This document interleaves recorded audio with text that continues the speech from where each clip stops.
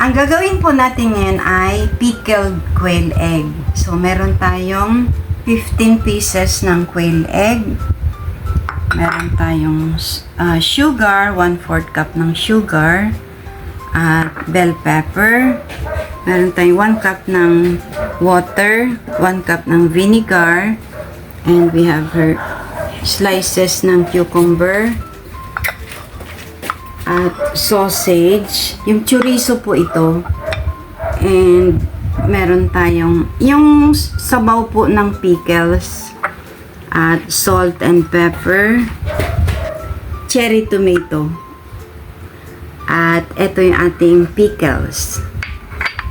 So ngayon po ay paghahaluin ko yung 1 cup ng vinegar at 1 cup ng water. And then pakukulaan natin siya. Para ito yung pagbababara ng ating ingredients.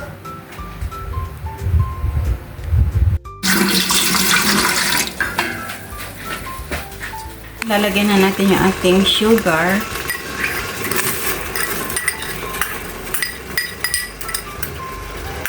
Yung ating salt.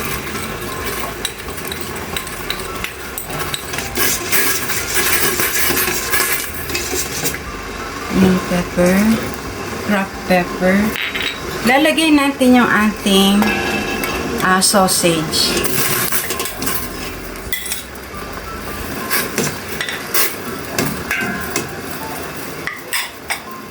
Okay, pakuluan natin sandali. Ayan. Kumulo na po yung ating vinegar. At palalamagin na lang natin siya bago ihalo yung ibang ingredients. Ngayon po ay paghahalo-haloin na natin yung ating ingredients. Ito yung ating pipino.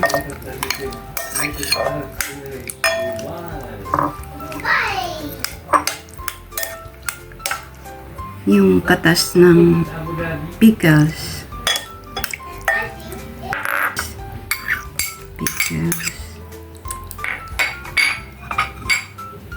Bell pepper and cherry tomato, and here's our quail egg. Hahaluin natin siyang mabuti at ibabad natin siya ng at least 24 hours, then pwede na siyang kainin. Heto na po yung ating pickled quail eggs.